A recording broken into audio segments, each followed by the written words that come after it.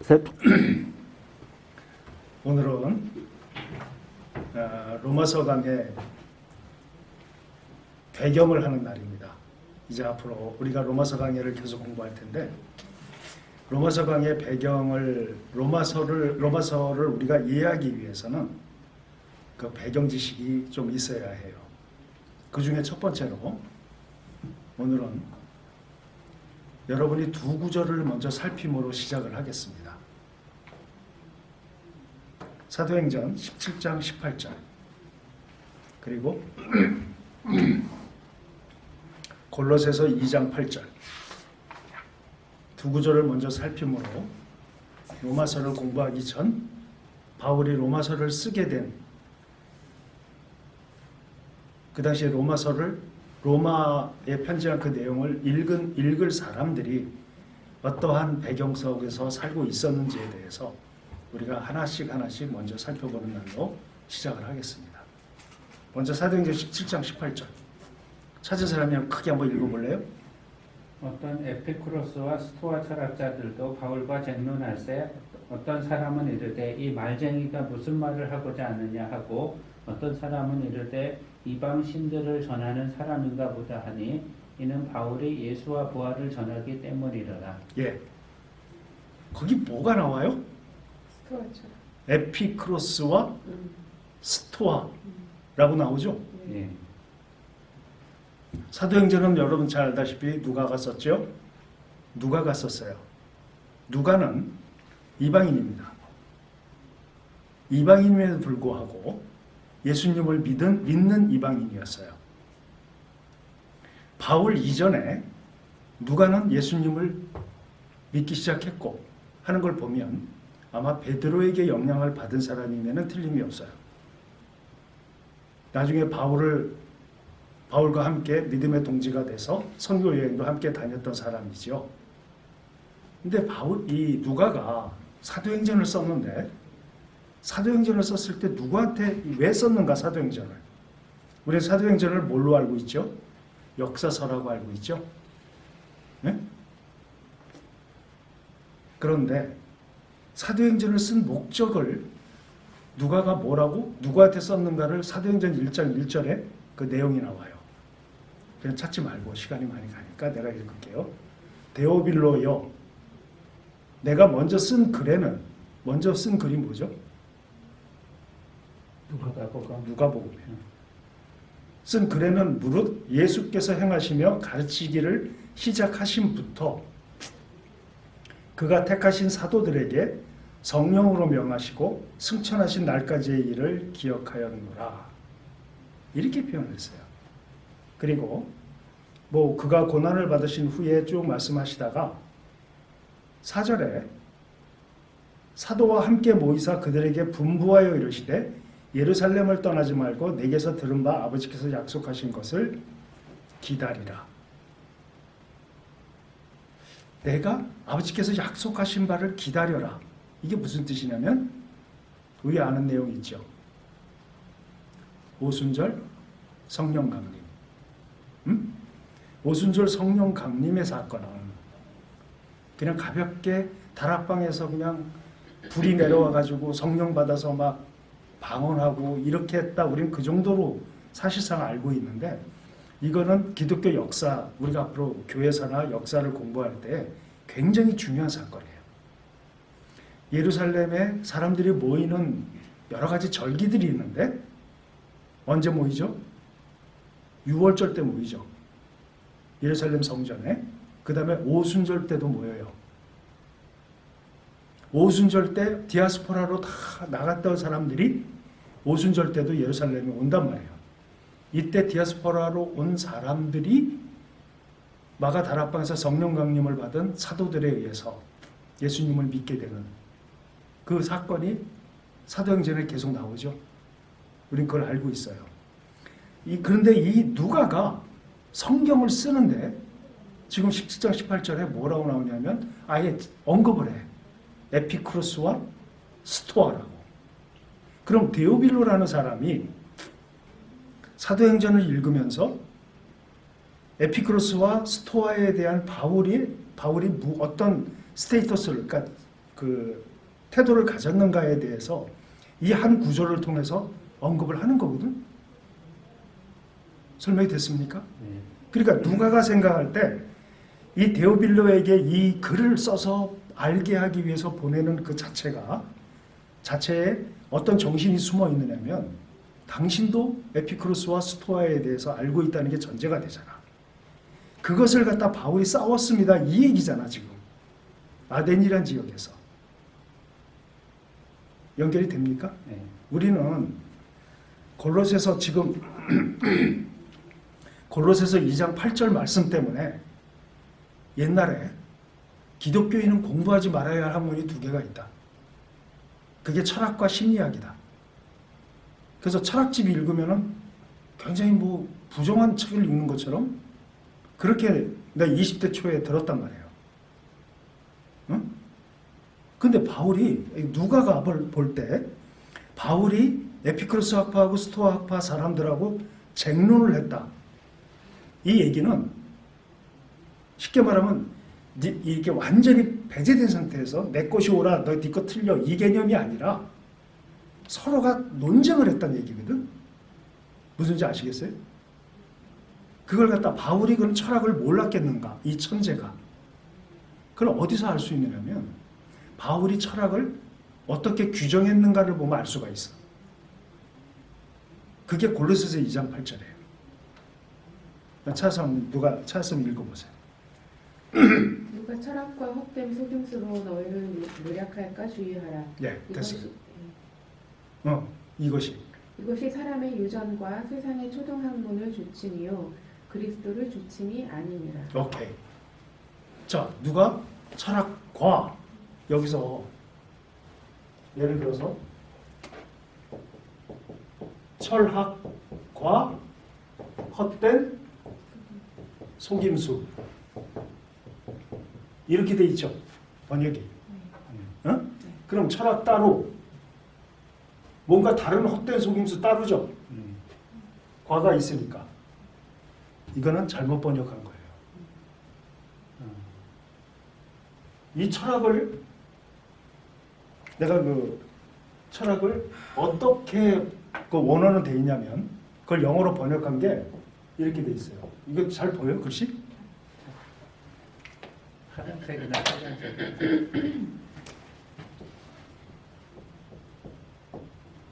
Hello and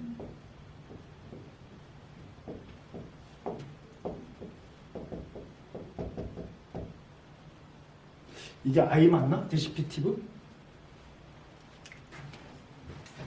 아이 빼면 됩니다. I 빼면 되나? 네. 아, 디시티브. 아, 디스피티브. 디시티브. 뭐예요? 할로우 앤 디시티브 그 다음에 필라소피. 디스피티브는 속이는 네. 것이고. 아시겠어요? 네. 그러니까 철학이라고 하는 것은 할로우하고 디시티브하단 말이에요. 아주 빈 거, 아무것도 없는 거, 허망한 거, 공허한 거. 공허하고 속이는 철학이란 얘기야. 아시겠어요? 우리는 한글을 읽으면 이렇게 읽게 돼. 철학과 헛된 속임수. 오케이? 그러니까 바울은 에피쿠루스하고 스토아 학파의 철학자들을 어떻게 봤냐면 할로우 앤 디시티브 필로소피 이렇게 봤거든요. 그 이걸로 봐서는 바울은 철학관이 있었다는 얘기야. 철학이 어떤 것이냐? 설명이 됐어요? 그런데 왜 그러면 아덴 지역에 이게 지금 그 사도행전 17장 18절의 배경이 아덴이에요. 아덴이 쉽게 표현하면 아덴이라는 말은 에덴에서 왔어요. 에덴. 기쁨의 땅, 행복의 땅, 안정의 땅. 그런 뜻이거든. 이게 어디냐면은 그 예멘. 지금의 예멘이야, 예멘. 당시에는 그리스의 식민지였어요. 그리고 이게 항구 도시이기 때문에 굉장히 통상, 상업 이게 굉장히 발달해 있었고, 그러니까 쉽게 이렇게 얘기합시다. 4세기에 알렉산더가 전 유럽을 통일하죠. 전 유럽을 통일하고 그 다음에 페르시아. 당시에 페르시아 하면 지금 어느 나라예요? 이란이에요. 이란. 유럽의 거의 절반가량을 차지하고 있었던 나라예요. 그래서 지금 이란 사람들을 중동 지역의 한 나라로 치부하면 굉장히 분노해. 우리는 이란 그러면 중동의 어느 한 나라 이렇게 생각하잖아.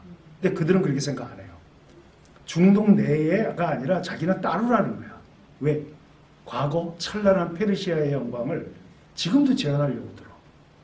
그러니까 이 사람들은 지금 이란 사람들이 미국에 끝없이 지금 핵무기 가지고 딜하고 이러잖아. 그게 뭐냐면 팍스 로마나.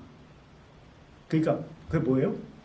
로마가 제국주의를 이루어서 전 세계를 다 통일했기 때문에 로마가 주는 평화 속에서 너희 소국들은 싸우지 말고 평화롭게 살아. 이거거든. 지금은 뭐예요? 팍스 아메리카. 미국이 전 세계의 힘의 균형을 가지고 싸우지 말고 평화롭게 살아 이거잖아. 그 팍스 아메리카를 이란 사람들은 인정할 수가 없는 거예요. 왜? 팍스 페르시아가 돼야 되거든.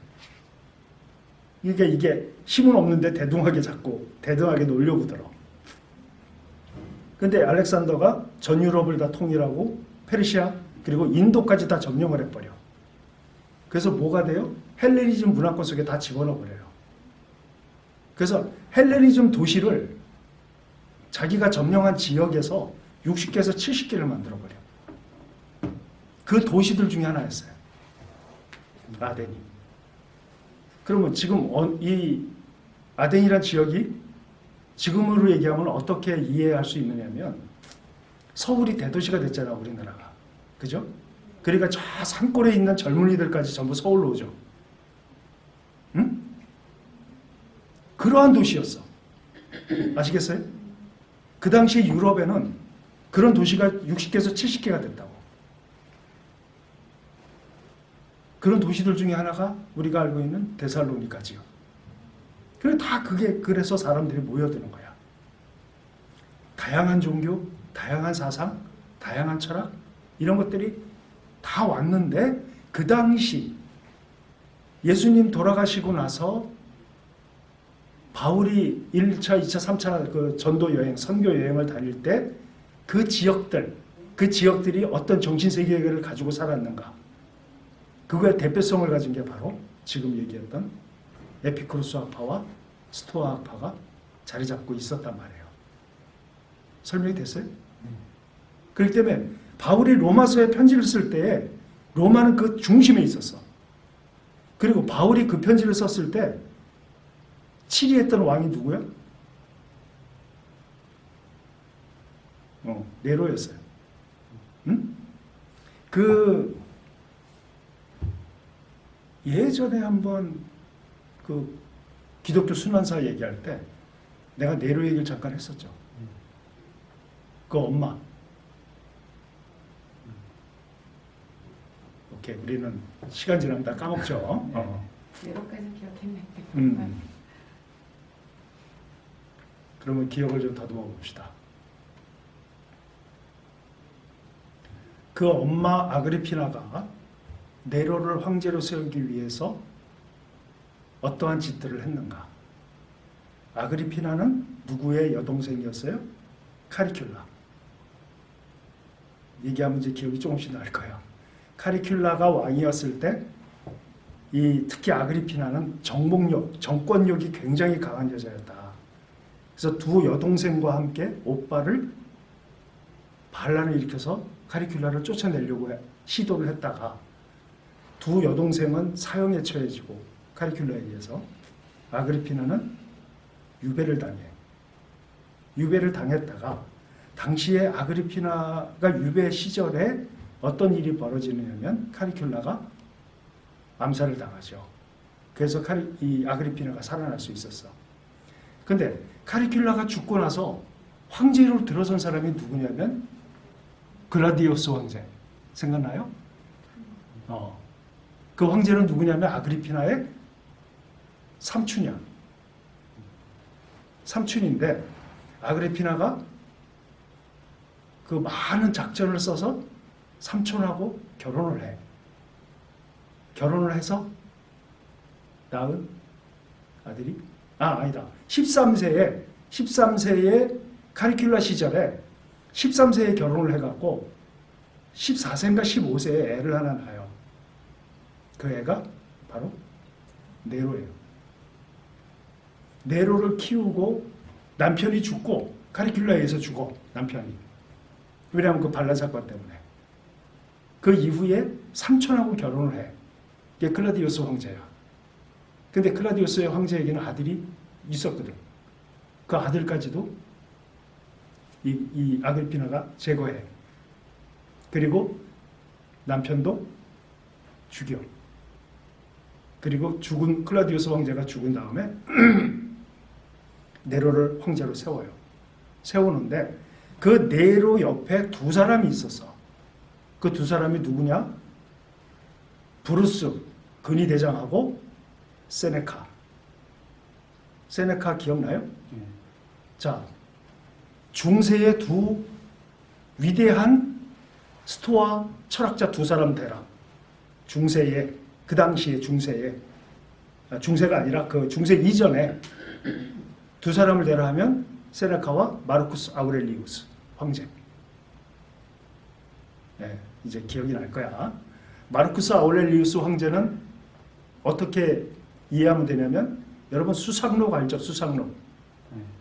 그 옛날에 책 왜 수상록 해가지고 이렇게 마르쿠스 아우렐리우스 이런 거 있잖아. 그게 그 사람이 쓴 책이야. 그리고 영화 글래디에이터 봤어요? 네. 거기서 나오는 황제. 그 황제가 바로 마르쿠스 아우렐리우스야. 응? 전쟁터에서 죽은 사람. 거기서는 아들이 죽이는 걸로 나오는데 그거는 속설 중에 하나고. 위대한 두 스토아 철학자가 세네카와 마르쿠스 아우렐리우스. 근데 이 세네카가 브루스와 세네카가 이 아그리피나 옆에서 네로를 도와요. 네로를 도우면서 네로가 정권을 잡고 로마를 치리하는 데 있어서 아그리피나가 뭘 해요? 대리청정을 해. 이제 기억이 조금씩 나지? 이 네로가 네로가 13세, 17세 그때쯤 황제가 황제로 등극을 하는데 그 당시에 군권은 누가 지고 있었어? 브루스라는 사람이 지고 있었죠. 그 다음에 정치와 문화, 경제 이런 모든 것을 옆에서 도와줬던 사람이 바로 누구? 세네카. 4,500호. 응? 4,500호. 그런 사람이 있었지. 그리고 그 모든 것을 아우러서 통치하는 사람이 바로 아그리피나. 이렇게 해서 네로의 5년, 네로가 즉위하고 나서 네로 시절에 아무튼 평화롭고 안정되고 백성들이 네로를 칭송하고 하는 그런 시절이 5년이 있었다고. 네로는 운동도 좋아했고 그림도 좋아했고 음악도 좋아했어. 그리고 문학도 좋아했고 이런 문학적인 인문학적인 소양을 갖추게 만든 사람이 바로 세네카였어. 그러니까 세네카는 네로의 정신세계를 형성한 사람이야. 그런 세네카가 지배하고 네로가 통치하고 했던 그 시절에 바울이 있었단 말이야. 아시겠어요? 바울이 그 네로 때 죽었거든? 그러면 네로 이전에 글라디우스 황제는 어떤 일들을 벌였냐면 로마는 코스모폴리탄이라고 해서 모든 종교, 모든 사상, 모든 정치 체계를 다 받아들이는 나라야. 다 흡수하는 나라예요. 근데 로마가 다 흡수하고 다 인정하고 다 받아주지만 절대적으로 하지 말아야 될 게 두 가지가 있어요. 로마 사람으로서 하지 말아야 할 거. 그게 뭐냐면 첫째, 로마 황제가 신이라는 것을 인정해야 한다는 거야. 그거 인정하지 않는다? 그럼 못 있어 거기. 응? 두 번째, 혼란. 사회를 컨퓨즈하게 만드는 거. 혼란스럽게 만들고 복잡하게 만들고 소동을 일으키는 거. 왜냐하면 절대적인 힘을 가진 로마의 황제가 있는 한 누구도 감히 여기서 소요를 일으킬 수 없다는 거야. 아시겠어요? 그런데 희한한 일들이 자꾸 벌어져 로마에서. 이건 지금은 네로 시대가 아니야. 글라디우스 황제 때예요. 저기 변방에 조그만 이스라엘이라는 나라에서 들어온 자들이 들어와 갖고는 신은 하나만 따른다 하면서 황제에게 신으로 인정하는 걸 거부해. 그 밉상으로 이게 찍혔어요. 그게 누구냐면 유대인들이야. 유대인들. 그런데 그 유대인들 사이에서도 또 소요가 있어. 무슨 예수를 믿는 자들이 있어가지고 지네들끼리 막 싸워. 그러니까 이 글라디우스 황제가 조금 좀 심약한 사람이었어요. 왜냐하면 자기 친아들이 있는데도 사바사바 마누라가 옆에서 막 얘기하니까. 근데 그 기억나요? 그 당시에 그 삼국지에서 적벽대전, 응? 주유와 제갈량이 저 조조의 저 거의 100만 대군을 어떻게 이길 것인가? 우리 고민해서 3일 후에 만납시다. 그래서 3일 후에 만나지? 만나서 어떤 전략을 쓸 것이냐? 손바닥에다 써서 서로 맞춰봅시다. 그래서 딱 보였는데 둘 다 똑같은 전략을 얘기했어요. 화공. 그래서 그 당시에 화공으로 다 이기잖아? 기억나죠? 근데 그 아들 중에서 하나가 로마를 쳐들어오는 군대들에게 이 화공을 써. 그래가지고 전투를 해서 다 이겨버려. 근데 그걸 이용을 해, 아그리피나가. 어떻게? 당신 아들이 황제의 자리를 노리고 있다. 기억나? 그렇게 해서 아들을 로마로 개선하게 들어오게 해놓고 감금을 시켜버리잖아. 그래서 감금을 시켜서 아버지가 아들을 질투하는 그런 상황으로 만들어버려요. 황제에 오를 사람인데 그 사람을 그렇게 정치에서 제거시켜버리고 그 자리에 누구를 세워? 네로를 세운 거예요. 이 사람이야, 이 글라디우스 황제가. 이 사람이 자꾸 소동이 일어나고 그러니까 유대인들을 다 모아놓고 다 나가, 로마에서. 이렇게 된 거예요. 그러니까 다 나갈 수밖에 없었어. 근데 나갔단 말이야? 나갔는데 그 중에서 예수를 믿는 자들에 의해서 그들의 표현대로 하면 교화된 로마인들이 있는 거야. 그들끼리도 싸워. 아무튼 이 예수 믿는 사람들은 시대를 막론하고 싸우는 데는 특기가 있나 봐. 그래서 이 글라디우스 황제가 어떤 칙령까지 내리냐면 니들도 다 나가 그랬어. 로마인인데. 그런 일을 벌였던 사람이야. 그래서 그 당시에 유대인들이 거의 없었어요, 로마에. 그랬다가 이 글라디우스가 죽었거든요. 누구에 의해서? 아그리피나에 의해서. 지 마누라에 의해서. 아니면이 아니라 친조카에 의해서. 죽었단 말이야. 그러니까 다시 어떻게 됐어요? 유대인들이 슬근슬근 들어와. 그리고 로마에 네로가 섰는데 이건 완전히 성군이야. 그러니까 다시 다 또 들어와요. 나중에 이제 복잡한 얘기 이것도 스토리로 하게 되면 로마에서 대화재가 일어나죠. 그걸 갖다가 이 네로가 면피하기 위해서 누구한테 그 책임을 돌려요. 기독교인들에게 돌리잖아. 이제 그 얘기는 나중 얘기고, 이러한 어떤 그 과정 속에 세네카가 네로를 도우면서 로마의 정신 체계를 스토아화 시켜버렸다. 응? 근데 스토아 철학을 하는 사람들 옆에는 항상 반대론자가 생겨. 근데 그 당시까지 계속해서 이 스토아파하고 반대된 자들로 등장한 이 철학 체계가 바로 에피쿠로스예요. 그러니까 둘이 항상 싸웠다고. 이러한 배경 속에서 바울이 지금 철학을 얘기한 거예요. 그죠?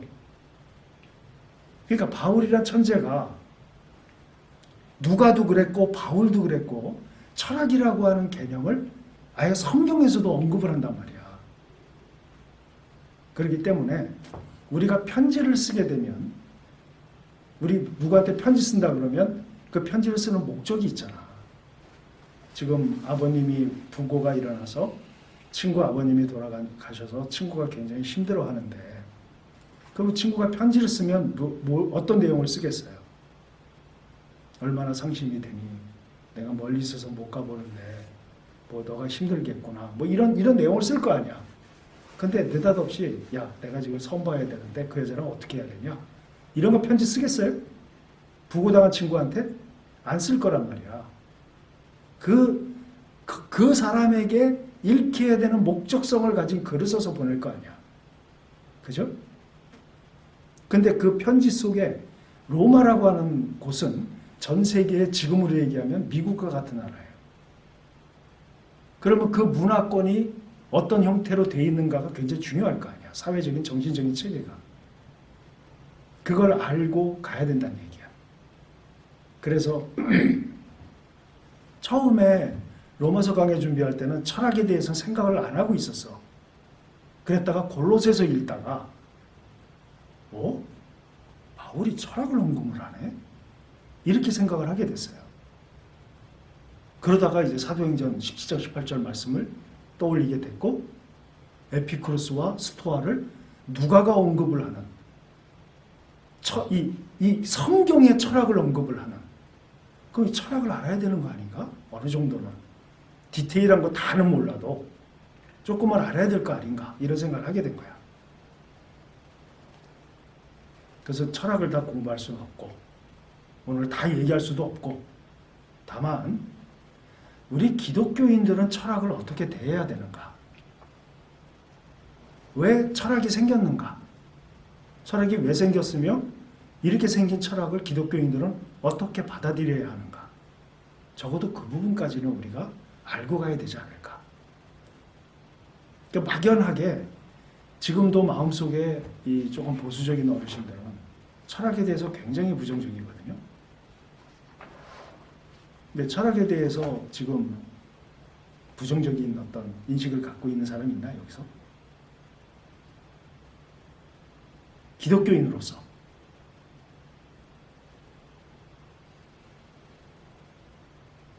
오케이.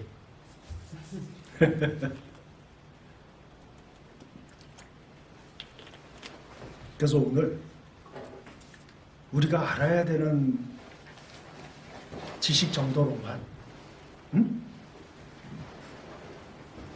그 정도로만 오늘 얘기를 나누는 시간을 가졌으면 좋겠어요.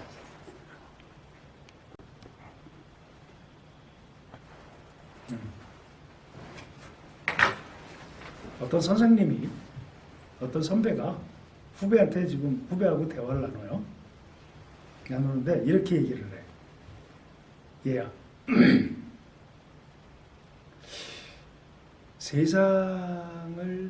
세상이 존재하게 된 그 원물질이 뭔 줄 아니? 이렇게 물어요. 그게 뭐냐면 물이야. 이렇게 얘기를 해요. 그러면서 뭐라고 표현하냐면, 이 우리가 살고 있는 이 지구에는, 지구의 중간에는 물층이 있는데 이 물층이 이 지구를 떠받치고 있어. 지금 생각해봐. 물이 나오니까 생명이 살아나잖아. 그리고 물은 열받으면 물이 수증기가 돼서 위로 올라가. 그래서 그것이 무거워지면 구름이 돼서 구름이 무거워지면 다시 비로 내려.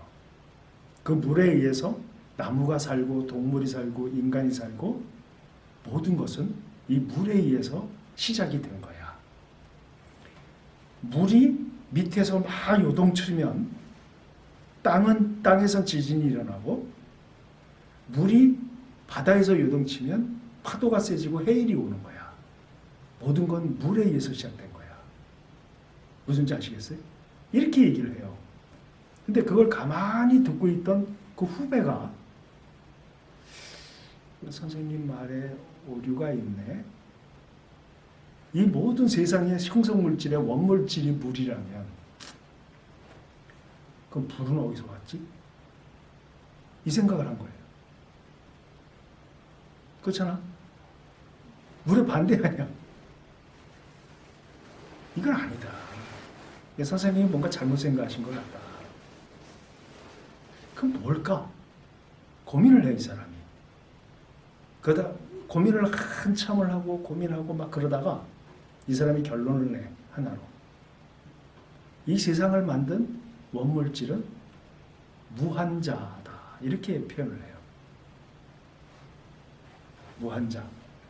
무한자가 뭐냐면, 그걸 어떻게 표현하냐면,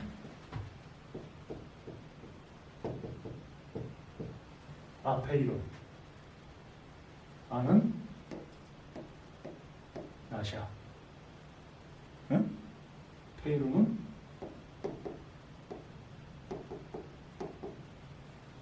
리미트야. 이 세상의 원물질은 아페이론이다. 이렇게 생각을 해요. 여기서 이 리미트는 뭐냐면 우리가 알고 있는 시간적인 한계, 공간적인 한계 이런 게 아니라 캐릭터야, 캐릭터. 성격, 그러니까 특성이 없다는 거야. 응? 어떤 성격 자체가 없어야 한다는 거야. 물 같은 성격, 불 같은 성격, 이런 캐릭터가 없어야 되는, 없는 그 어떤 물질이라는 거야. 아시겠어요? 이거에 영향을 받은 사람이 누구예요? 다윈이야. 다윈은 뭐예요? 이 다윈에 의해서 물리학이 합쳐지면서 뭐가 돼요? 빅뱅이 되지, 빅뱅. 어? 빅뱅에 의해서 온 세계가 만들어졌잖아요.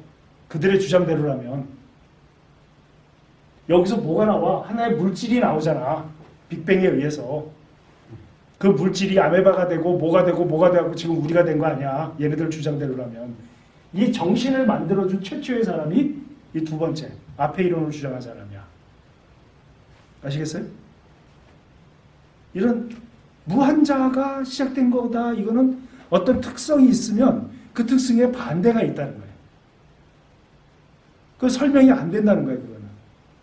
오케이? 근데 이 얘기를 또 가만히 듣고 있던 세 번째 사람이, 그래, 물이 원물질이라고 하자. 그럼 불은 어디서 나왔지? 그럼 불이 원물질이라면 물은 어디서 나왔지? 설명이 안 된다는 거예요. 그래서 이 사람이 또 한참을 고민을 해. 그리고 세 번째 사람이 결론을 내린 게 있어. 이 세상을 존재케 한 원물질은 공기다.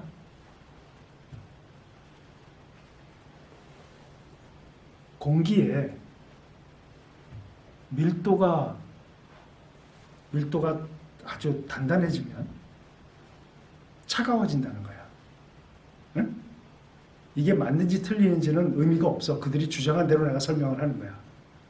그래서 차가워져서 그 차가워진 것이 얼음이 되고, 밀도가 옅어지면 이게 열이 난다는 거야, 공기가. 그래서 이 옅은, 이 차갑지 않은 뜨거운 공기가, 밀도가 옅어진 공기가 불게 되면 우리가 흔히 얘기하는 대로 건조한 날씨가 된다는 거지. 거기서 불이 일어난다는 거야. 그러니까 밀도가 높아지면 물이 만들어지고 밀도가 옅어지면 불이 만들어지고. 아시겠어요? 세 사람이 이런 대화를 나누고 있었어. 자, 한번 생각을 해봐. 우리가 세 사람이 앉아서 이런 대화를 나누는데 옆에서 우리가 들었다고 가정을 해봐. 어떻겠어요? 웃기지 않겠어? 그지? 그런데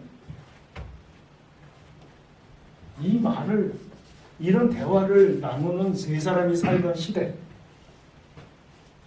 이 말을 나눌 때 살던 시대의 사람들은 어떤 그 철학관, 어떤 그 세계관을 갖고 있었느냐. 우리가 흔히 아는 내용으로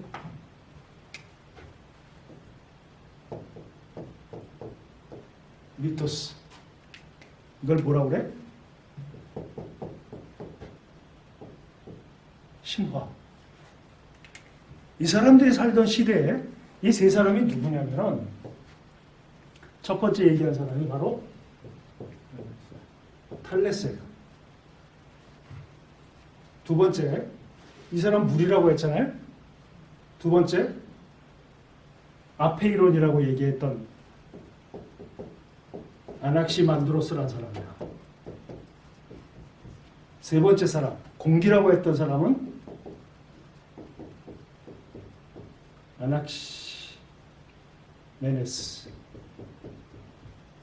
아낙시메네스라는 사람이에요.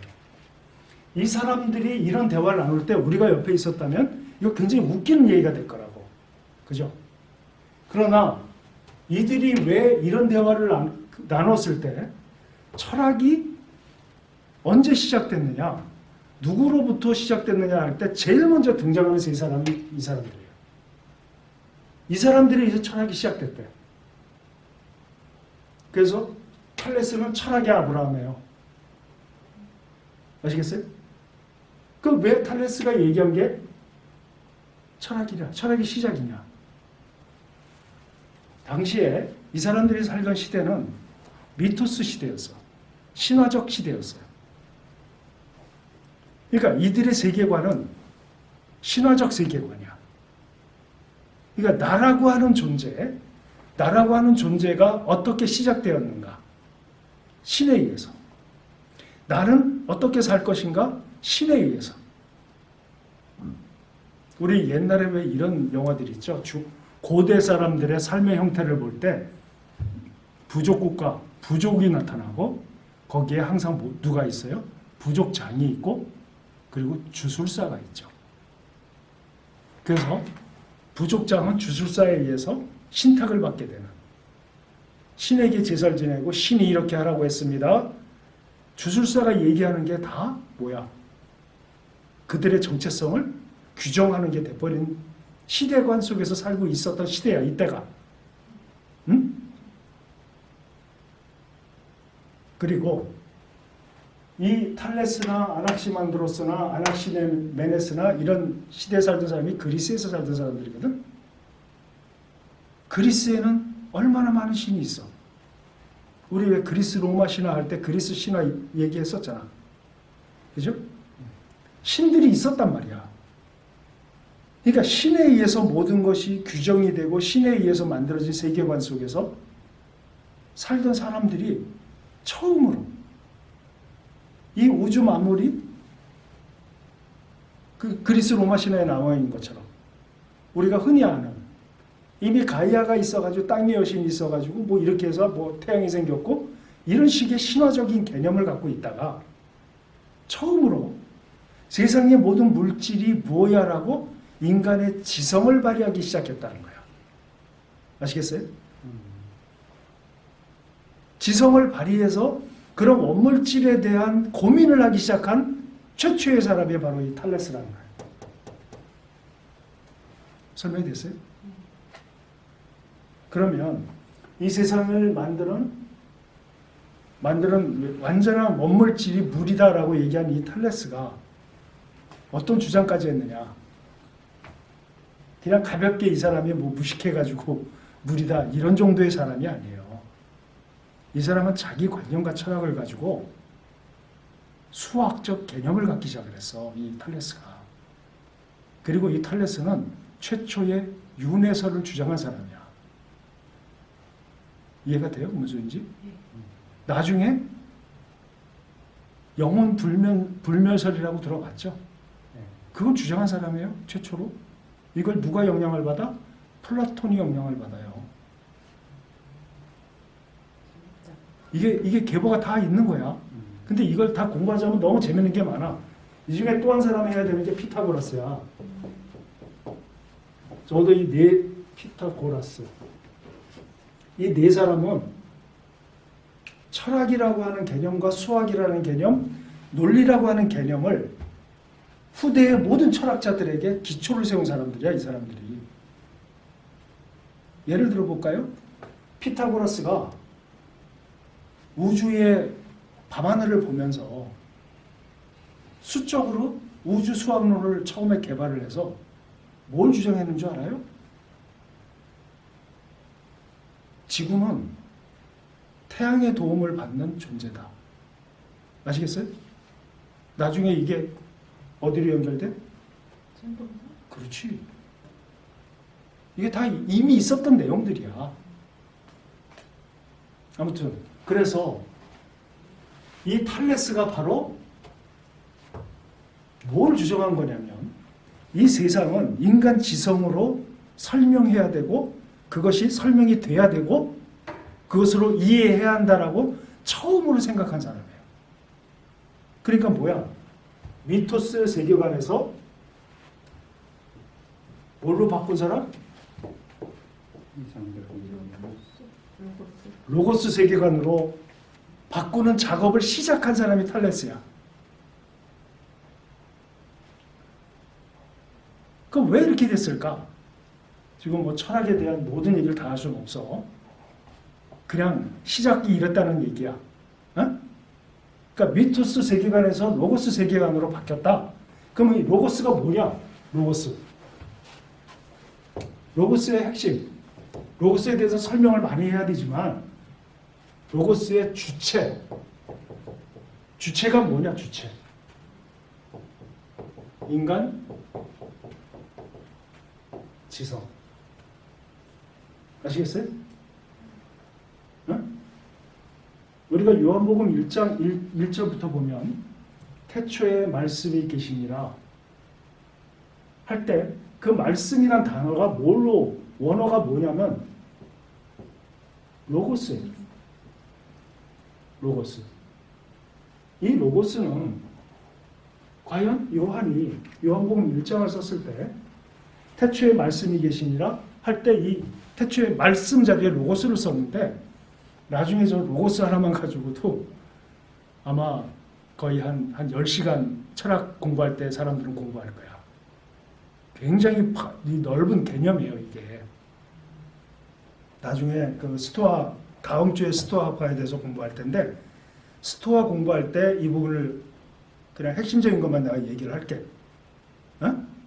그러니까 중요한 것은 이제 그 미토스 세계관에서 로고스 세계관으로 바뀌어가는데 처음 시작한 사람이 탈레스다. 그러니까 신에 의한, 주술에 의한, 신탁에 의한 인간의 세상의 규정들이 이제 뭐다?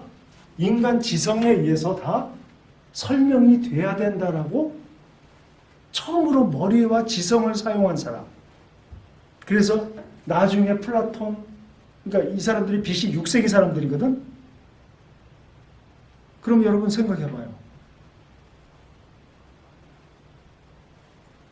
소크라테스나 플라톤이나 아리스토텔레스 같은 사람들은 거의 100년 후에 나오는 사람들이야. 에? 그러니까 이들이 이미 선생이란 얘기야, 선생. 그들이 생각할 수 있는 모든 터반이 이때 다 준비가 된 거야. 이 세 사람에 의해서. 아시겠어요? 지금 현악기 있죠? 현악기, 기타, 뭐 첼로, 바이올린. 최초 현악기를 발견한 사람이 누구냐면 피타고라스. 한 줄 현악기를 만들었어. 그래갖고 브릿지를 세워요. 브릿지를 여기 있다가 팅 치고 이렇게 옮겨서 팅 치니까 소리가 달라져. 그래서 이 사람이 뭘 발견하냐면 사도 화음, 완전 사도, 완전 오도를 만들어내. 그걸 발견을 해. 그 브릿지를 옮기면 소리가 옥타브가 올라가고 내려가고 하는 걸 이 사람이 처음 발견해요. 그러니까 지금의 혈압기의 시조라고 보면 돼. 아시겠죠? 그리고 이 사람은 누구의 영향을 이 사람에 의해서 영향을 나중에 받게 되는 사람이 에피쿠루스라는 사람이야. 피타고라스는 채식주의자였어요. 왜? 이 사람은 윤회설을 믿게 됐거든. 이 사람도 영원 불멸에 대한 개념을 갖고 윤회설을 믿어요. 아, 여러분 피타고라스 그러면 뭐가 생각이 나? 피타고라스의 정리. 정리. 수학자. 네, 아니에요. 이 사람은 거의 철학자이자 거의 교주야. 그리고 집단을 운영한 사람이야. 자기 세계가 있었던 사람이야. 이 사람은 음악에도 지금의 음악의 거의 시조라고 보면 돼. 지금 음악의 전부를 얘기하는 건 아니에요. 하지만 완전 5도, 완전 4도를 최초로 발견한 사람이고 혈압기의 개념을 발견한 사람이야. 그리고 이 사람은 그림, 음악, 그리고 이 사람은 그 올림픽 대회에 나가서 1등도 하고 그랬던 사람이야. 완전체네요. 그리고 메소포타미아 문명, 인더스 문명을 경험한 사람이야. 그래서 공부량이 무지하게 넓었던 사람이고 채식주의자에다가 아주 절제된 삶을 산 사람이야. 그 중에 하나가 수학이야. 근데 그 수학의 업적이 엄청난 거지. 그리고 다 얘기할 수는 없지만 여러분 이거 기억나? 이거 요 길이가 루트로 무리수로 만들어진다고 그러더라고. 기억나요? 다시 말하면 그 당시만 해도 피타고라스는 정수와 유리수 외에는 완전한 수가 아니다라고 생각을 했대. 그래서 그 정수와 무리수가 아닌 그 글자들에 의해서 자기 나름대로의 수학관을 세우고 살았는데 제자 중에 하나가 저 무리수를 발견한 거야. 난 수학에 대해서 그렇게 깊이가 없기 때문에 읽었던 내용을 그냥 간접적으로 글래스한 거를 설명하는 거야. 근데 얘가 그걸 갖다가 우리 선생이 얘기한 게 전부가 아니다. 밖에다 얘기를 한 거야. 그래서 제자들이 그 무리수를 발견한 사람을 바다에 던져버려. 제자들이. 그러니까 피타고라스 공동체가 얼마나 그게 거의 종교적인 집단이었는지를 알겠죠. 응? 이 피타고라스도 후대 철학자들에게 굉장한 인사이트를 준 사람이라는 얘기야. 그런데 이 사람들이 살던 시대가 바로 리토스 시대야. 그러니까 이게 혁명적이라는 게 이해가 되죠, 무슨 소리인지.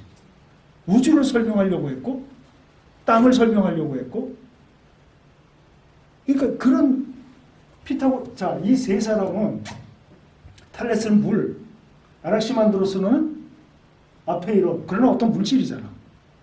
응? 아낙시메네스는 뭐야? 공기. 이렇게 뭔가 물질적인 개념을 얘기했잖아요. 처음으로 관념을 가져온 사람이야, 피타고라스. 어떤 물질이나 이런 게 아니라 뭐다? 수학이다. 오케이? 다르죠? 그래서 철학을 얘기할 때 네 사람은 반드시 얘기를 해야 돼. 이렇게 해서 철학이 시작이 됐어요. 이걸 다시 얘기할게. 신화적 개념, 신적 개념에서 인간 지성으로 옮겨왔죠. 그럼 신은 뭐야? 의미가 없는 존재가 돼버리잖아. 그들의 설명은 더 이상 안 듣겠다는 거야. 아시겠어요? 신의 얘기를 안 듣겠다. 인간 지성으로 된다. 다 된다. 인간 지성이면 이 모든 걸 설명할 수 있다. 그 개념을 처음으로 지성의 파워, 지성의 그 강력함을 자기화시켰던 사람, 자기 학문화시켰던 사람, 그 사람이 칸트야. 예전에 공부했었잖아. 이거 기억나? 수많은 물줄기가 있는데 하나의 저수지를 만들어서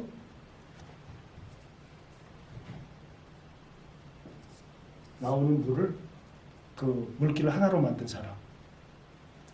수많은 철학에 대한 개념들, 응? 철학의 주장들 이런 걸 하나로 모아서 집대성한 사람. 그게 바로 누구다? 칸트다. 기억나죠? 이 칸트를 이어받은 사람. 그래서 18세기까지 전 유럽의 정신세계를 완전하게 붙잡았던 철학의 아버지. 이게 그렇지, 해겔. 해겔의 정반합 공부했었잖아.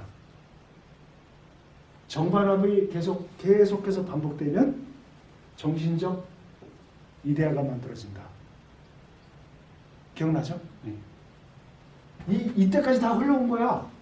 인간 지성이. 근데 인간 지성이 어디서부터 시작되느냐? 바로 이 탈레스부터 시작된다. 이 관점이 왜 공부해야 되냐면 신 필요 없는 거야. 지성이니까. 로고스, 인간의 지성으로 되는 거니까. 설명이 됐어요? 불교 부처가 시탈타가 나와서 해탈을 하고 나서 인간이라고 하는 존재에 대해서 네가 없음을 알았을 때 네가 비로소 너를 발견할 수 있다.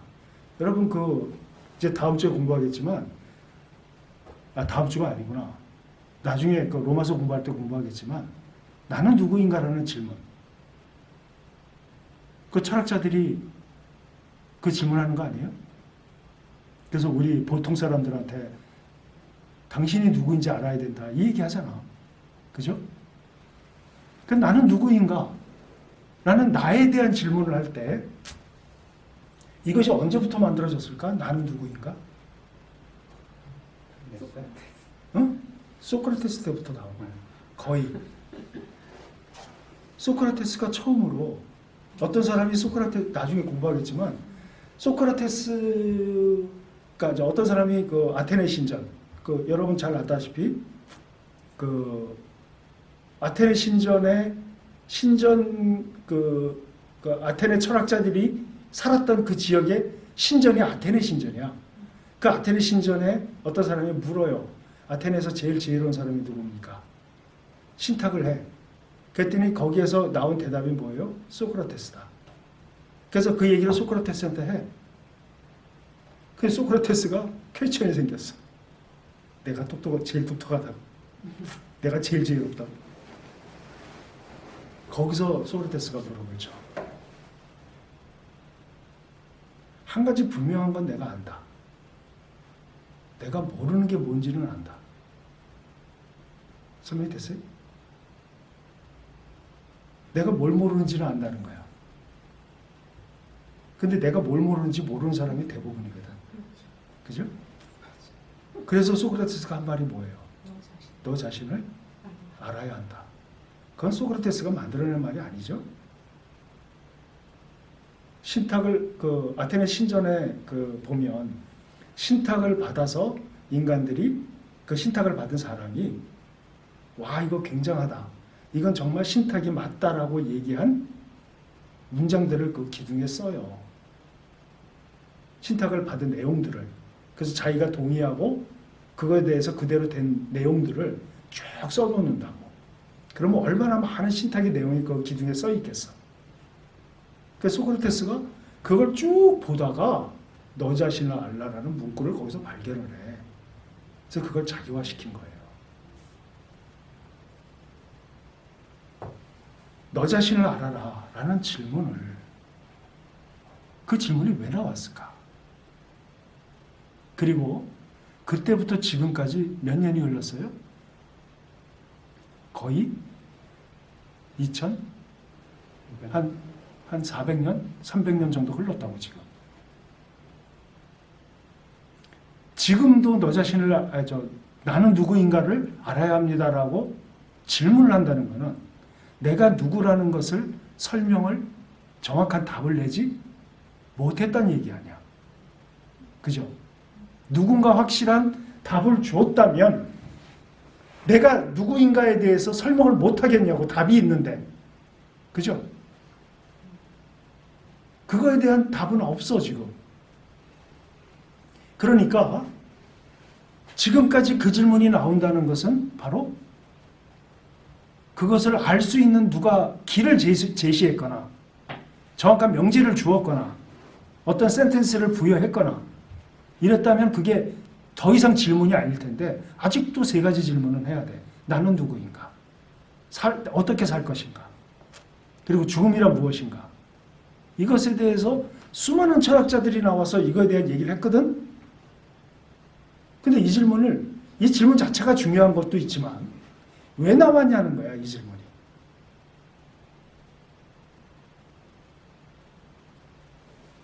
이거를 설명한 존재들이 있었어. 내가 누구인지 설명해 줬어. 누가?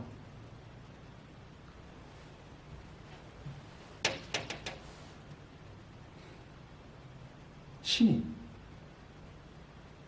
아시겠어요? 근데 이 신이 배제됐거든? 배제됐으니까 누가 해야 돼, 그거를? 여기서 찾아야 되잖아. 왜냐? 신에게 안 물으니까. 물을 수 있는 대상이 없잖아. 그러니까 인간 지성에 매달릴 수밖에 없었던 거라고. 아시겠어요? 근데 인간 지성 가지고는 내가 누구인지 설명할 길이 없는 거야. 철학의 역사가 2300년, 2500년이 넘어도 설명할 길이 없는 거야. 오케이? 골로새에 편지한 바울이 철학을 어떻다고요? 헛된 속임수. 그러면 철학에 대한 그 기본적 지식도 없는 사람이, 예를 들어서 예전에 내가 어렸을 때 20살 남짓 조금 넘었어 예수님을 믿고 19살에 예수님을 믿고 그 이후에 됐을 때 처음 내가 이 아낙시만드로스가 스승의 말이 저거에 맞나? 라는 의문을 가졌다. 그게 너무 신기했어, 어린 나이에.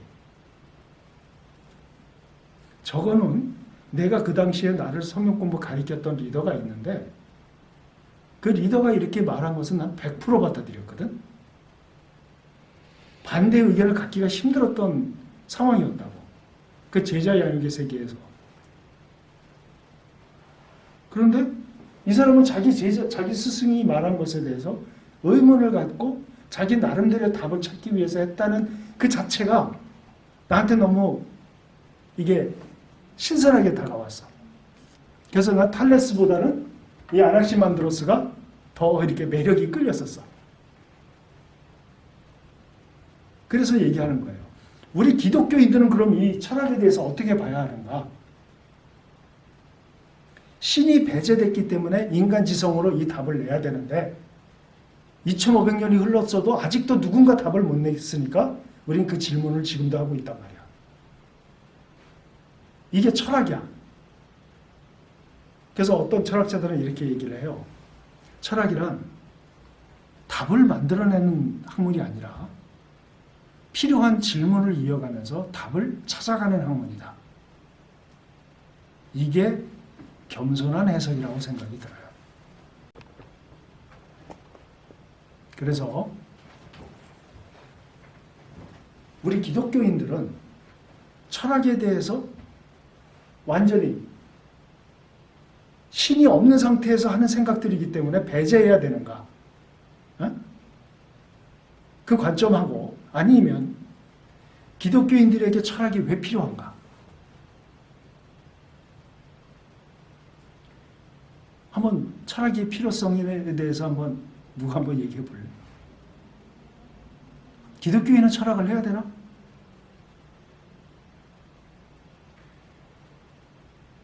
해야죠. 해야 된다. 왜? 피기독교인들이 철학을 하고 있으니까 그들을 이해하기 위해서 하나님이 주신 인간의 지성으로 하나님을 더 깊이 알아갈 수 있고요. 이 세상을 다스릴 때 이 세상을 알아야 다스리잖아요. 그 사람 속해 있는 사람들의 어떤 생각이나 모든 문화들 그러기 위해서 또 좀 철학이 필요할 것 같아요. 또 없어? 산다라는 것은 살려고 하는 것 같아요. 아, 그냥 크리스찬이냐 넌 크리스찬의 문제는 아닌 것 같고 인간됨의 본질은 자기 스스로 생각하고 뭔가를 묻고 이러고 있는 것 같아요. 그렇지만 크리스찬이 되는 것은 어느 인생의 시점에 영원한 절대의 그 하나님을 만나게 되었지만 그 상태에서도 끊임없이 그 하나님 앞에 묻고 질문하는 것 같아요. 오케이. 그렇지 않는 넌 크리스찬은 그 존재를 모른 채 끊임없이 본인 스스로에게 아니면 주변에 있는 타인에게 묻고 답을 하면서 찾아 길을 가는 자이지만 우리 크리스찬은 영원한 신 그분 뜻 안에서 섭리 속에서 답을 알고 명제화된 성경의 말씀을 묵상하면서 그 길을 걸어가고 뭐 이런 차이가 아닐까 싶습니다. 할 말이 없게 만드네, 세 사람이.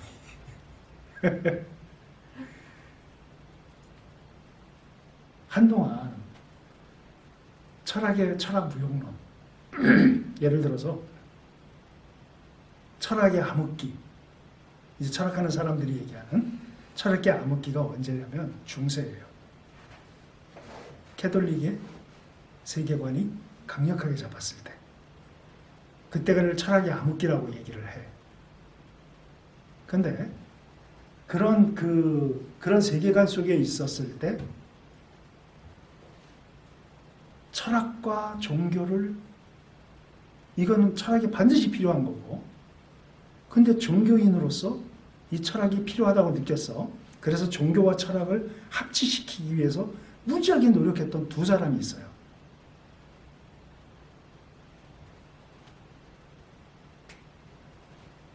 한 사람은 아베로스라는 사람이고 또 한 사람은 토마스 아퀴나스라는 사람이에요. 이 두 사람은 종교와 철학을 합치시키기 위해서 노력을 한 철학자이자 신학자이자 종교인이야. 이 아베로스라는 사람은 스페인 사람인데 당시에 스페인이 이슬람 문화권, 이슬람의 침탈을 당해서 이슬람 문화권이었어. 그래서 라파엘로가 그리스 학당이라는 그림을 그린 거 기억나요? 그 라파엘로가 그린 그리스 학당에 터번을 쓴 사람이 있어. 그 사람이 이 사람이야. 아베이로스. 본 것 같죠? 이 이슬람 문화권 속에서 이슬람 종교인이야. 근데 이 사람이 얼마나 얘기하다 보니까 생각이 나네. 이 아베이로스가 얼마나 큰 일을 했냐면 중세에 들었을 때 중세 시대에는 여러분 이거 굉장히 쇼킹한 얘기라고 난 생각이 들었었는데 중세에 아리스토텔레스는 없었어요. 그 당시에 유럽 세계에는 중세 때 그러니까 그리스의 철학이 문서화된 게 하나도 없었어. 그때는. 그걸 누가 계승했는 줄 아세요? 아람 사람들. 쉽게 말하면 지금으로 얘기하면 이슬람교 사람들. 이 사람들이 다 그걸 취합해가지고 이 아베로스는 아주 그냥 아리스토텔레스 완전히 신봉자들이었다고. 신봉자였어. 그래서 이 사람이 아랍어로 돼 있는 것을 영어로 번역을 해서 이 중세 사람들에게 알게 한 사람이 이 사람이야. 그러니까 이 유럽 사람들은 이 아베로스한테 감사해야 돼. 설명이 됐어요? 근데 토마스 아퀴나스가 이거 기억나죠? 예전에 한번 내가 설명한 적이 있어. 신학 대전이라는 책을 쓴 사람이야. 응? 이 사람도 아주 아리스토텔레스에 대한 아주 친문자였다고. 아리스토텔레스의 친문자라는 건 무슨 뜻이야? 철학 애호가란 얘기죠. 그죠? 응? 나중에 아리스토텔레스 우리가 공부를 하겠지만 시간이 되면 이 두 사람은 철학에 대해서 굉장한 신봉하는 정신을 갖고 있었던 사람들이야. 그래서 자기들이 갖고 있는 이 신학과 이 사람은 무슨 신학? 코란. 그죠? 이 사람은 무슨 신학? 성경. 여기에 철학을 합치자는 거예요. 그런데 이 두 사람의 차이가 있었어. 어떤 차이냐면 아베로스는 코란을 연구할 때 지성을 가미할 수 있다. 설명이 됐어요? 지성으로 코란을 설명이 가능하다. 이만큼 지성이 힘이 있다. 라고 얘기를 했고, 토마스 아퀴나스는 아니다. 지성은 성경을 연구하는데 보조수단이다. 오케이? 차이가 나죠? 어? 그래서 그 유명한 얘기 있잖아. 철학은 뭐야? 신학의 신여다. 안 들어봤어? 무지하게 노력을 했어요. 토마스 아퀴나스도. 근데 토마스 아퀴나스는 지금의 캐톨릭의 교리를 만드는 데 있어서 아주 튼튼하게 기초를 세운 사람이야. 그러니까 우리 쪽에서는 별로 그렇게 좋은 평가를 듣는 사람은 아니겠죠. 근데 캐톨릭의 교리를 만드는 데 있어서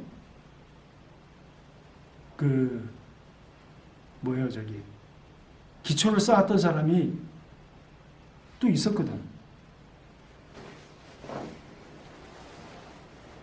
여러분 잘 아는 사람이야. 어거스틴. 근데 왜 우리 개신교에서도 어거스틴을 이렇게 따를까?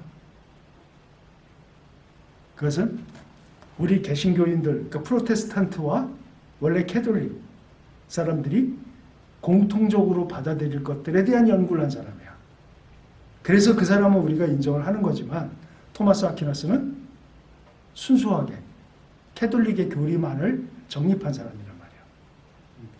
오케이? 아무튼 이렇게 해서 지성이 어떻게 성경에 접목될 수 있는가? 토마스 아퀴나스 말대로 이 부분만큼은 인정을 하는 거지. 철학은 신학의 신여다.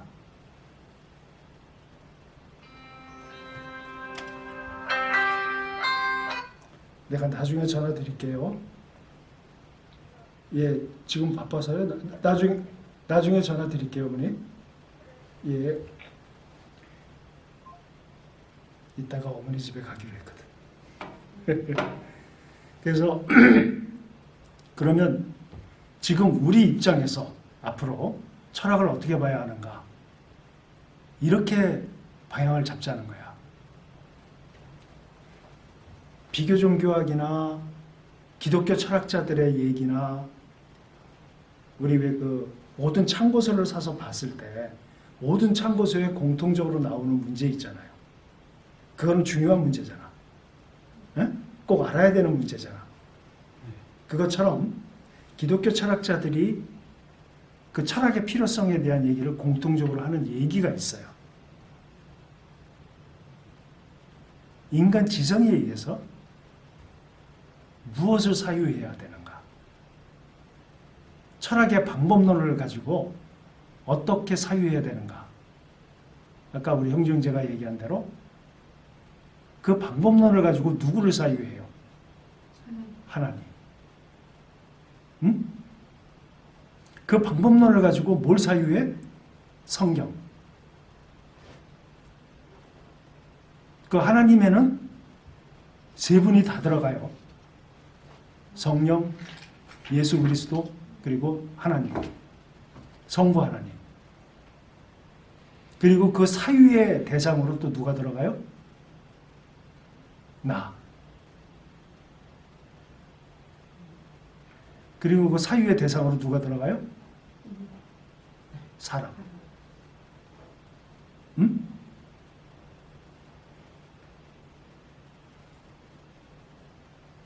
그래서 저번에 지성을 가지고 나를 알고 지성을 가지고 타인 연구가 아니라 사유하고 지성을 가지고 성경을 사유하고 지성을 가지고 성삼위 하나님을 사유하고 그 방법론으로 오케이? 피조물의 개념으로 봤을 때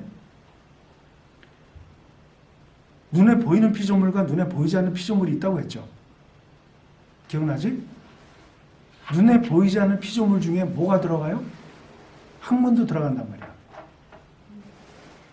철학도 뭐예요? 피조물이야. 피조물은 어떤 대상이죠, 우리의? 그렇죠. 정복하고 다스릴 대상이야. 철학의 한마디로 말해서 내 개인적으로 생각은 철학이 방향이 틀렸다는 거야. 철학은 필요하지만 지금까지 내려온 철학의 방향이 신을 거부하는 방향이었는데요. 이제는 신을 찾는 방향으로 돌려줘야 된다. 사유의 방식이. 오케이? 그리고 내 개인적으로 또 하나 생각한 건 기독교의 절대 그리고 보편적 가치, 절대적 가치, 사람들의 삶의 방향성의 가치로 대두시킨 것이 하나님께서 성경을 통해서 시킨 것이 바로 뭐다? 사랑이었잖아. 응? 그런데 왜 사랑을 못하는가 사람들이? 일단 사랑을 모르기 때문에 그리고 사람을 모르기 때문에 그리고 그 사랑을 외치셨던 하나님의 본질을 모르기 때문에 사랑이 어려운 거예요. 기독교인은 어떤 방향이든 어떤 방식이든 무엇을 논하든 그들의 최종적 행위적 방향성은 바로 사랑이 되어야 되거든. 근데 그 사랑이 메말라간다, 사랑이 없다, 그래서 사람들이 피폐해지고 힘들어진다, 이런 관점을 갖는단 말이야. 근데 철학적 사유로 사람을 어떻게 사랑해야 하는가? 그 과정을 우리가 그 사유를 빌려오는 거예요. 활용하는 거예요. 그럴 때 깊이가, 농도가 다르다는 거지. 그죠? 그래서 예를 들어서 이제 나중에 언제 기회가 있으면 플라톤이 얘기한 행복 그리고 아리스토텔레스가 말한 행복 다르거든요. 근데 플라톤은 누구예요? 아리스토텔레스의 스승이야. 어? 근데 관점이 완전히 달라. 그리고 에피쿠로스 학파가 얘기하는 행복과 스토아 학파가 얘기하는 행복 달라요. 응? 근데 에피쿠로스 학파 그러면 여러분 제일 먼저 떠오르는 게 뭐야? 쾌락주의거든? 근데 그 쾌락이 우리가 생각하는 쾌락이 아니에요. 그게. 우리가 생각하는 쾌락은 뭐야? 성적인 쾌락, 즐기는 쾌락 이런 거잖아. 근데 오늘날의 심플 라이프, 응? 그리고 오늘날 많은 사람들이 이제 복잡한 도시를 떠나서 한가한 시골에 가서 여생은 좀 편안하게 지내고 싶다라는 정신적 토대를 놓은 사람이 바로 에피쿠로스예요. 이미 그 시대에 다 해놨단 말이야.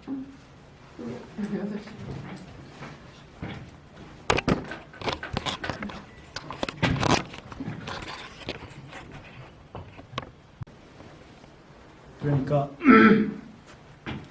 내 개인적으로 이 철학에 대한 나름대로 결론을 내린 것이 이 철학 역시도 뭐다? 피조물이다. 정복하고 다스릴 대상이다.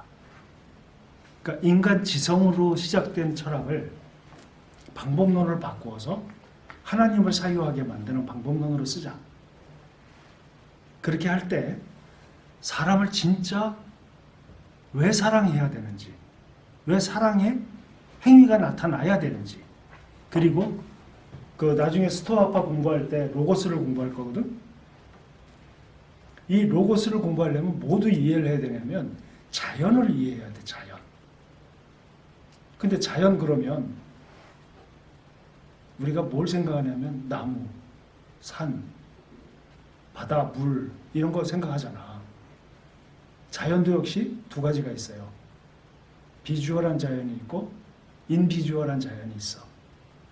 잘 생각해봐. 신이 배제됐어 이제. 신이 완전히 배제된 시대야. 그런데 인위적인 힘을 가하지 않고 자기 스스로 생명을 유지해가는 존재가 있어. 누구도 거기에 뭔가 가하지 않고 덧붙이지 않고 참견하지 않고 다시 말하면 그냥 스테이터스한 상태로 내버려 뒀는데 자연스럽게 자기 스스로의 생명을 유지시키고 그것이 계속 반복이 돼. 누가 봄 다음에 겨울, 여름을 만들었죠? 가을 다음에 겨울이 와. 이거는 스스로 움직이는 거야. 그죠? 자연이 뭐야? 스스로 움직인다는 뜻이잖아. 그러니까 인간은 정신까지 자연으로 들어가는 거야. 인간이 자연의 일부가 되는 거예요. 오케이? 그런데 그 자연을 움직이는 그 뭔가가 있을 거거든? 그래서 뭐라고 표현했냐면 스스로 움직이는 그 파워 그리고 로고스, 인간의 로고스. 아무튼 이거는 언제 한번 다음에 시간 있으면 얘기를 하기로 하고 이것이 합쳐진 것을 스토아파는 신이라고 해요. 그거를. 우리가 생각하는 신하고 다른 개념이야. 그 정신을 이어받은 사람이 스피노자예요. 범신론. 모든 자연 속에는 신이 깃들여져 있다. 그 신이 깃들여져 있다는 뜻은 신적 정신이 깃들여져 있다는 뜻이야. 오케이? 그걸 이어받은 사람이 누구? 루소예요. 우리 다 공부했던 것들이야. 자연으로 돌아가자. 그런데 그 당시에 살던 사람이 다 모든 걸 버려버리고 원시시대로 돌아가자. 이런 뜻이 아니거든, 그거는. 그러니까 자연이 갖는 그 본질적 정신으로 돌아가자는 뜻이잖아. 기억나시죠? 이런 방법론을 자연을 추구하고 본질을 추구하는 이 방법론을 어디로 돌린다? 하나님.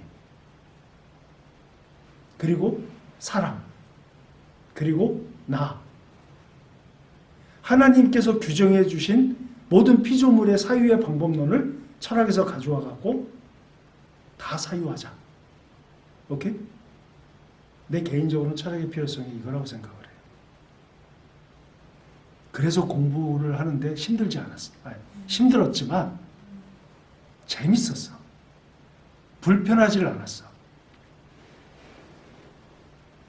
중간에 포기한 것도 있어. 너무나 읽기가 힘들어서 포기했던. 그 칸트의 순수 이성 비판. 아우 정말 힘들더라고. 그래서 나중에 요약본으로 보고 막 이렇게 했었거든. 그러니까 전문적으로 공부할 시간을 따로 갖지 않으면 참 힘들어. 그렇지만은 필요한 학문이다. 만약에 내가 이 철학자들처럼 사유하는 방법론을 가지고 하나님을 보고 예수님을 보고 성경을 본다면 그리고 이 철학의 근본 정신, 신이 배제된 상태에서 나오는 지성들이기 때문에 한계가 있다. 설명이 불가능하다 이거는. 그러나 방법론은 가져오자. 오케이? 그래서 이제 나중에 추천 도서로 읽히기에는 너무 두꺼운 책인데 그래도 한번 일생을 통해서 한 번은 좀 읽었으면 좋겠다라는 책 중에 하나가 버트런트 러셀이 쓴 서양 철학사예요. 근데 그거는 역사를 쭉 나열한 게 아니라 그러니까 철학을 논했던 모든 사람들을 러셀이 평가를 해놓은 책이야. 무슨지 아시겠죠? 그래서 시간 날 때마다 한 번씩 조금씩 이렇게 좀 궁금한 인물이 있으면 그 책을 넘겨보면 그 인물들이 다 나와. 그러니까 예를 들어서 러셀은 저 얘기했던 토마스 아퀴나스 같은 경우는 철학자로 보질 않아. 아예. 굉장히 무시해. 철학이란 과거에 내려왔던 것에 대해서 자기가 생각한 것을 덧붙여서 비판, 판단을 해서 더 발전된 무엇을 만들어내야 되는 게 철학자인데 토마스 아퀴나스는 있는 거 가지고 논했다는 거야 그냥. 그래서 되게 무시해. 그러면 러셀한테 묻고 싶은 게 그거야. 발전을 시킨다면 철학의 목적이 그거라면 당신은 기독교인들이 기독교 철학을 한다면 당신은 어떻게 방법론을 찾을 것인가. 이 관점에서 한번 그걸 봤었어. 근데 안 돼, 그게. 그들은 안 돼. 왜 안 돼? 인간은 설명할 수 없는 그 무언가가 있단 말이야. 예를 들어서 나는 누구인가? 하나님이 내가 누구라는, 우리 기독교인들이 나는 누구인가? 당신은 당신이 누군지 아십니까? 라고 질문을 했어.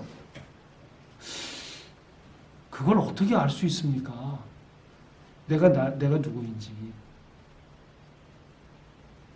그렇게 말하면 안 돼, 기독교인들은.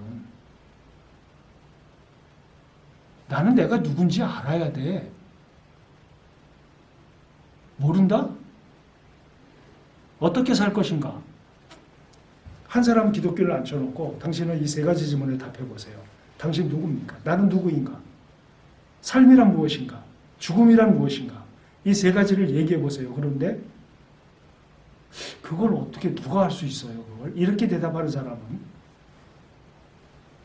어디에도 사고의 규착점이 있는 사람이에요. 철학이 있는 사람이야. 그런데 기독교는 너무 쉬워, 그 답이. 너무 쉽게 주어졌어. 기독교인들은. 예를 들어 봅시다. 여기 바울이 앉아 있어요. 바울, 당신은 누굽니까? 이렇게 질문했다고 합시다. 그럼 바울 뭐라고 했을까?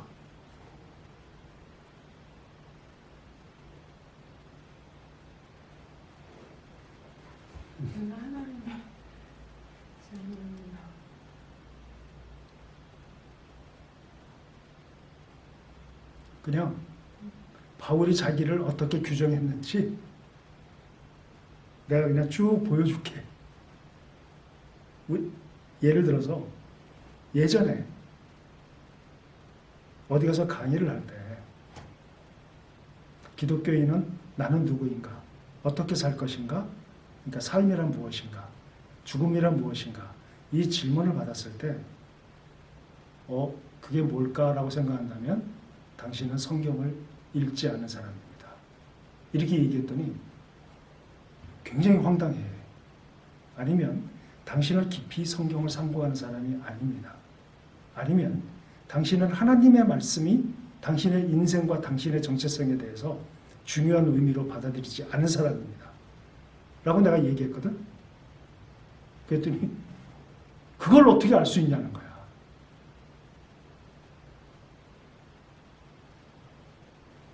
로마서 1장을 보자.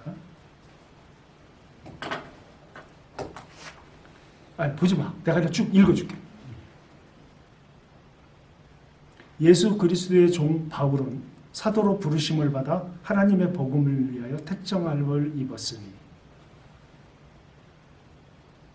고린도전서 1장을 보자.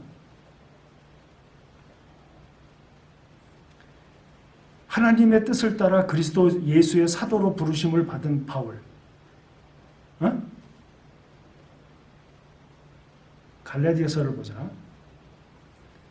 사람에게서 난 것도 아니요 사람으로 말미암은 것도 아니요 오직 예수 그리스도와 그를 죽은 자 가운데 살리신 하나님의 아버지로 말미암아 사도된 바울은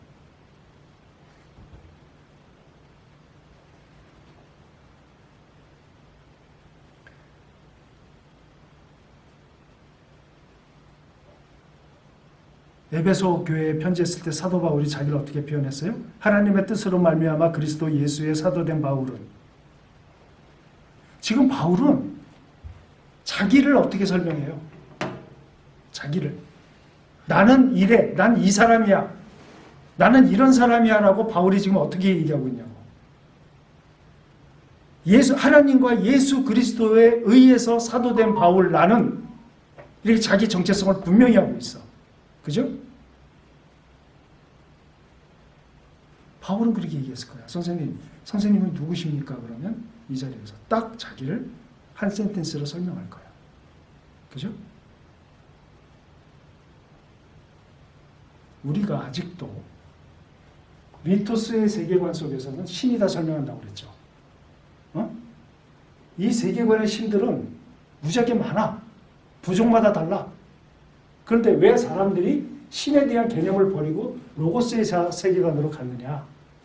이 당시에 미토스 세계관에 살던 사람들이 부유해졌어. 그래서 여러 군데를 돌아다닐 수가 있었고 각기 다른 문화를 볼 수 있었고 다른 종교를 볼 수가 있었어. 아시겠어요? 근데 내가 믿던 종교와 여기가 믿는 종교가 달라. 내가 믿었던 부족 신하고 이쪽 신하고 달라. 그러다 보니까 신들이 중구난방이야. 아시겠어요? 그리고 철학이 발전하게 된 그리스에서 그리스 신들 알죠? 그리스 신. 얼마나 인간적이고 참 그래요?